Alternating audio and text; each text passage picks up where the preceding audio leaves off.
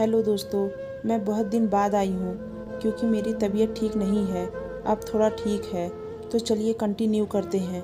चलिए स्टोरी सुनाती हूँ। मेरी पत्नी एक ऐसी जगह से थी जहाँ अक्सर शरीफ लोग नहीं जाया करते थे। ऐसी जगह को लोग गलत कहते थे, लेकिन इसका मतलब यह नहीं कि मैं गलत इंसान हूँ। बस मैं मेरे प्यार की खातिर मजबूर था।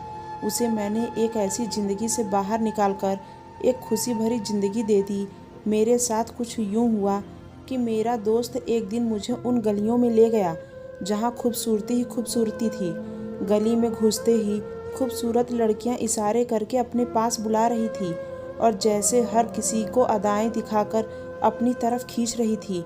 वहाँ गया तो था अपने दोस्त के कहने पर ही, लेकिन जब मुस्कान नाम की एक कोठे पर नाचने वाली लड़की मुझे शराब पेश करने आई तो मैं उसे देखकर दंग रह गया। उसे देखकर ऐसा लगा कि इससे ज़्यादा खूबसूरत तो कोई भी लड़की नहीं हो सकती है। मैं तो उसकी शराबी आंखों में डूब गया था। फिर मैं अक्सर उसे छुप छुप कर मिलने जाया करता था। मैं हर रात मुस्कान का डांस देखने जाता था। मैं करोड़पति बिजनेसमैन बाप का इकलौता बेटा था, इसलिए मुझे पैसे की कोई कमी नहीं थी। मैं हर रात मुस्कान पर नोटों की बारिश करता था। उस कोठी की मालकिन एक औरत थी, उसका नाम बीना था, जो मुझसे बहुत ज़्यादा प्रभावित हो चुकी थी। एक दिन मैं दोपहर में उस कोठे पर चला गया और बीना से रिक्वेस्ट की कि मुझे मुस्कान से मिलवा दे और इसके बदले मैं आपको बहुत ज़्यादा पैसे दे दूँगा। बीना मुस्कुराने लगी। उसने कहा, मैं अभी आपकी मुलाकात मुस्कान से करवा देती हूँ। थोड़ी देर बाद मुस्कान वहाँ पर आ गई। वह सजी सवरी थी और वह तो जैसे मेरे दिल में उतर गई। मैं बड़ी देर तक वहाँ बैठा रहा और मुस्कान के साथ इधर उधर की बातें करता रहा। मुस्कान एक अच्छी और समझदार लड़की थी। उसकी बातें बहुत गहरी होती थी। उसके साथ कोई भी इंसान बोर नहीं हो सकता था।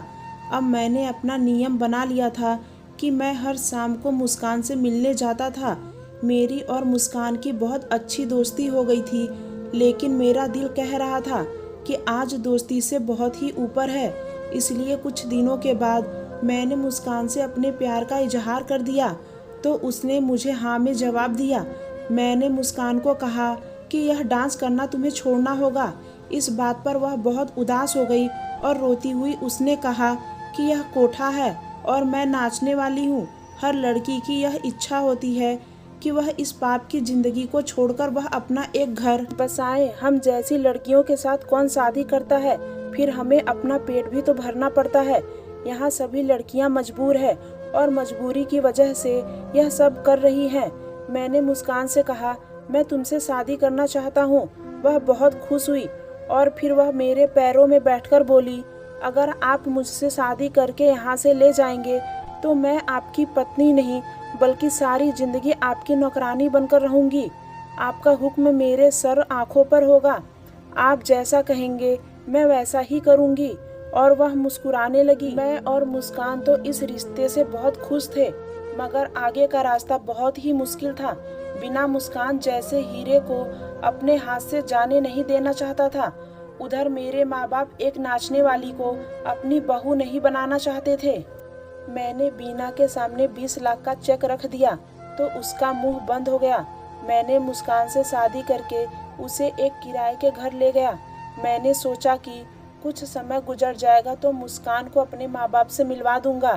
एक बार जब मेरी शादी हो जाएगी मुस्कान के साथ तो मेरे माँ बाप को भी मेरा फैसला मानना ही पड़ेगा, क्योंकि मैं उनका इकलौता बेटा जो ठहरा।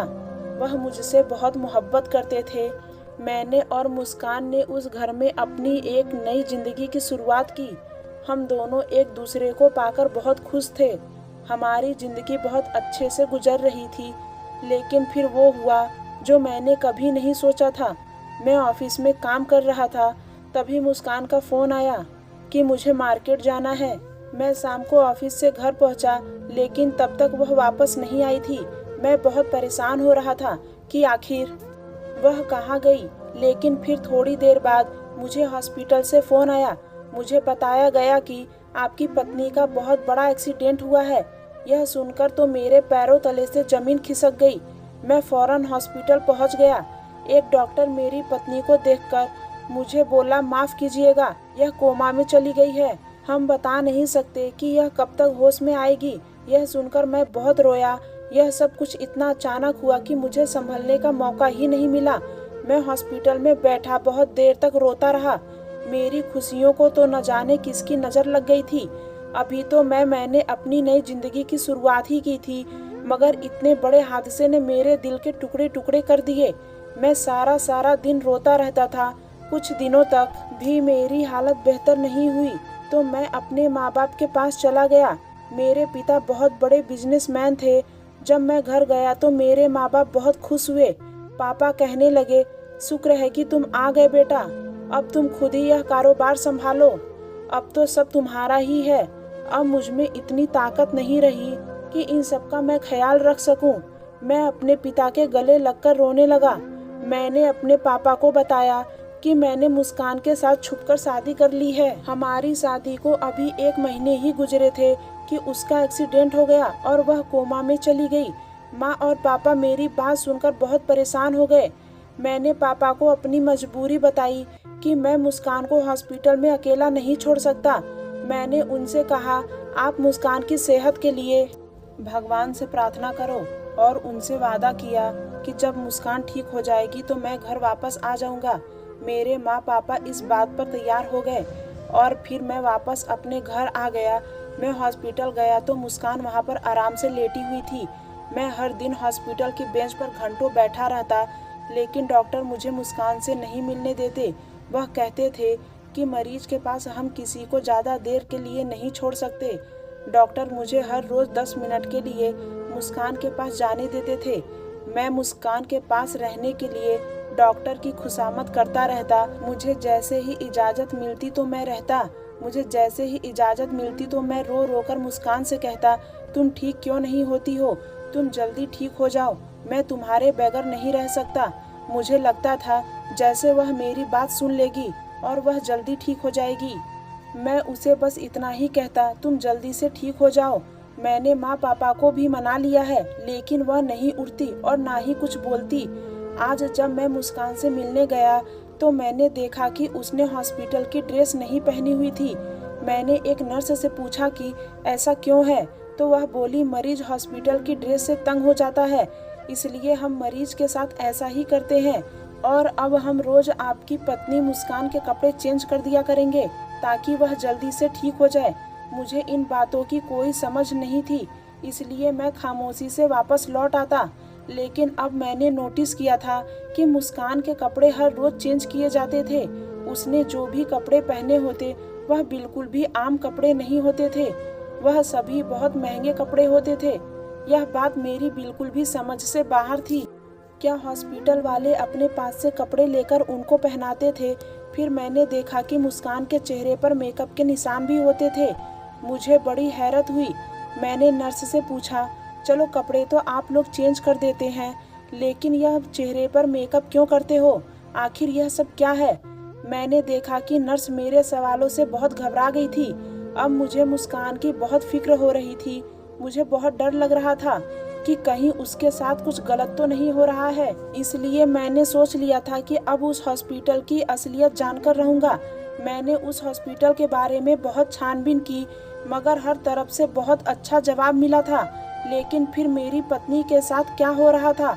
मैं शाम को जब भी उससे मिलकर आता तो वह आराम कर रही होती थी और उसके चेहरे पर किसी तरह का मेकअप नहीं होता था। लेकिन जब सुबह ऑफिस जाने से पहले मैं मुस्कान को देखने जाता तो उसके कपड़े भी चेंज होते और उसके चेहरे पर मेकअप के थोड़े थोड़े निशान भी रहते थे। अब मैंने इरादा कर लिया था कि रात को घर नहीं जाऊंगा और खुद ही देखूंगा कि आखिर यह सब क्या हो रहा है। मेरी पत्नी के साथ मैं सारी रात बाहर कुर्सी पर बैठा रहा, क्योंकि मुझे डॉक्टर ने मुस्कान के पास जाने की इजाज़त नहीं दी थी। मैंने सारी रात जाकर यूं ही गुजार दी, मगर कुछ भी ऐसा नहीं हुआ था जिस पर मुझे शक हो। एक नर्स रात को 2-3 बजे सारे मरीजों को चेक करके जाती थी, वहीं मुस्कान के कमरे को भी चेक करके जाती थी। मुझे सुकून मिल जाता था जब मैं सुबह कमरे में गया तो मुस्कान के कपड़े फिर से बदले हुए थे। उसके चेहरे पर मेकअप के थोड़े निशान दिख रहे थे। अब मुझे बहुत हैरानी होने लगी, इसलिए मैंने कुछ और करने का सोचा। मैंने हॉस्पिटल के एक डॉक्टर को बहुत सारे पैसे देकर अपने साथ मिला लिया। अब मुझे रात का बेसब्री से इंतजार था। जैसे ही रात हुई मैंने उस डॉक्टर की ड्रेस पहन ली। मुझे मुस्कान के कमरे में जाने से कोई भी नहीं रोक रहा था। पहले तो मैं जैसे ही मुस्कान के कमरे की तरफ कदम बढ़ाया था, एक नर्स भागकर मेरे पास आ जाती थी और मुझे अंदर जाने से रोकने लग जाती थी। आज मैं बड़े आराम से मुस्कान के कमरे में चला गया, मगर यह क्या, मेरे तो कदमों तले से जमीन ही निकल गई थी, क्योंकि मुस्कान का बेड तो खाली था। वहाँ तो मुस्कान थी ही नहीं। मैं बहुत परेशान हो गया और सोचा कि आखिर वह कहाँ जा सकती है। मैं बाहर निकल कर आया और वहाँ के एक डॉक्टर से मुस्कान के बारे में पूछा तो उसने मना कर दिया। मैंने अपने चेहरे पर मास्क लगाकर उस नर्स के पास चला गया जो मुस्कान के कमरे के बाहर चक्कर लगाती थी। मैंने उससे पूछा कि इस कमरे की मरीज कहाँ है, तो वह बोली जहाँ रोज जाती है आज भी वहीं गई है। मुझे लगा कि मैं इससे ज़्यादा कुछ भी नहीं सुन पाऊंगा। मैंने धड़कते दिल के साथ उससे पूछा फिर वो कहाँ जाती है, तो वह बोली आप ज़्यादा होशियार मत बनो, आपको तो यह सब कुछ पता है, मुझे क्यों फंसा रहे हो, आपका तो हिस्सा आप ले चुके हो ना। यह सब मेरे लिए बर्दाश्त से बाहर हो चुका था। मैंने डॉक्टर की ड्रेस उसे वापस कर दी और खुद अपने कपड़े पहनकर वापस हॉस्पिटल की बेंच पर बैठ गया। मैंने पलक तक नहीं झपकाया। मैं देखना चाहता था कि आखिर मुस्कान कहाँ से वापस आएगी, लेकिन सुबह के 7 बज गए थे, मुस्कान हॉस्पिटल नहीं आई। एक नर्स मेरे पास से गुजरी तो मैंने उससे पूछा कि मैं अपनी पत्नी से मिलकर ऑफिस जाना चाहता हूँ, तो बोली आप जाकर मिल लो, आपके पास 10 मिनट है। मुझे इजाज़त मिल गई तो मैं बड़ी तेजी से मुस्कान के कमरे में दाखिल हुआ। मुस्कान अपने बेड पर मौजूद थी। उसने आज फिर से कपड़े चेंज किए हुए थे और हर रोज की तरह उसके चेहरे पर मेकअप के निशान थे। अब मेरे समझ में सारा मामला आ चुका था। मुझे मालूम हो चुका था कि जो कोई भी मुस्कान को रात में बिस्तर से उठाकर ले जाता है वह उसे हॉस्पिटल के पिछले दरवाजे से लेकर जाता है। इसलिए मैंने यही फैसला किया कि मैं अब हॉस्पिटल के पिछले दरवाजे की निगरानी करूंगा। मैंने हॉस्पिटल वालों के साथ एक चाल चलने की सोची। दूसरे दिन मैं मुस्कान के कमरे में गया। वहाँ मैं 10 मिनट से ज़्यादा रुका था। मुझे पता था कि अब मुझे कोई डॉक्टर यहाँ से निकालने के लिए आ जाएगा और मेरी सोच के मुताबिक 15 मिनट हो गए थे कि एक डॉक्टर उस कमरे में आया और बोला सर आपको यहाँ से जाना होगा, मरीज के पास ज़्यादा देर रुकना ठीक नहीं है। मैंने इस बात पर सर हिला दिया। मैंने कहा डॉक्टर साहब मुझे 4-5 दिनों के लिए शहर से बाहर जाना है, इसलिए मैं हॉस्पिटल नहीं आ पाऊँगा। आपसे गुजारिश है कि आप मेरी पत्नी का ख्याल रखेंगे। किसी भी तरह की इमरजेंसी में मुझे कॉल करके बुला लीजिएगा। डॉक्टर ने मुस्कान का ख्याल रखने के लिए मुझे यकीन दिलाया तो मैं उनसे मिलकर हॉस्पिटल से बाहर निकल गया और मैं ऑफिस चला गया। और शाम को जब ऑफिस से लौटा तो अपना फेस बदलकर चेहरे पर मास्क लगाकर हॉस्पिटल के पिछले हिस्से में जाकर बैठ गया। थोड़ी देर बाद मैंने कुछ ऐसा देखा जिसे देखकर मेरा दिल धड़कना बंद हो गया था। मुस्कान अपने कदमों से चलकर हॉस्पिटल से बाहर निकलकर आ रही थी और फिर वह एक बड़ी सी गाड़ी में बैठकर चली गई। उस लम्हे में मैं बहुत ही तकलीफ में था। दुख, दर्द, परेशानी ने एक साथ मुझ पर वार किया था। दिल चाह रहा था कि मैं यहाँ बैठकर जोर जोर से रोना शुरू कर दूं, लेकिन मेरा मुस्कान के पीछे जाना भी जरूरी था, इसलिए मैं उसकी गाड़ी का पीछा करने लगा। आज शायद मेरी जिंदगी का सबसे बड़ा दिन था जो मुझे बहुत बड़ा सदमा दे चुका था। मुस्कान की गाड़ी का पीछा करते करते मैं वहां पहुंचा जहां से उसको निकालकर अपनी जिंदगी में लेकर आया था। मैंने उसको इज्जत दी थी, अपने घर की सुरक्षित 4 दीवारें भी दी थी, लेकिन उसने क्या किया, वह तो जिस गंदगी से निकली थी फिर उसी गंदगी में वापस लौट गई। जब वह कोठी में दाखिल हो गई तो उसके 10 मिनट बाद मैं भी कोठी में दाखिल हो गया।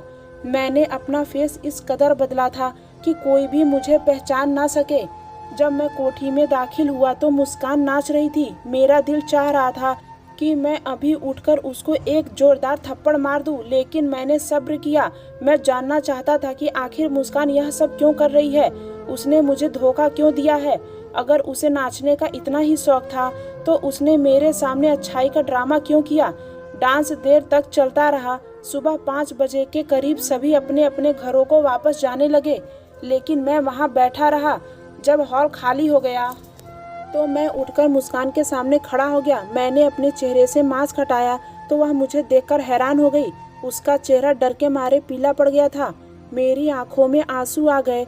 मैंने रोते हुए कहा, मुस्कान, अगर तुम्हें यह सब छोड़ना नहीं था तो तुमने क्यों मुझसे कहा मैं तुमसे शादी करूंगी? मैंने अपने माँ बाप का दिल दुखाया, लेकिन फिर भी तुम मेरी नहीं बन सकी। मुस्कान भी रोने लगी और रोते हुए बोली, कुछ लोग हम जैसे ही होते हैं जिनकी किस्मत में इज्जत होती ही नहीं है। मैं आपसे शादी करके बहुत खुश थी कि अब मुझे किसी के सामने नाचना नहीं पड़ेगा, इज्जत की जिंदगी गुजारेंगे। लेकिन मेरे साथ कुछ ऐसा हुआ कि मजबूरन मुझे यह सब करना पड़ा और मैं कोठे पर आ गई। मैंने चिल्लाकर पूछा, मुझे भी बताओ, तुम्हें ऐसी कौन सी मजबूरी आ गई थी कि तुमने यह सब किया?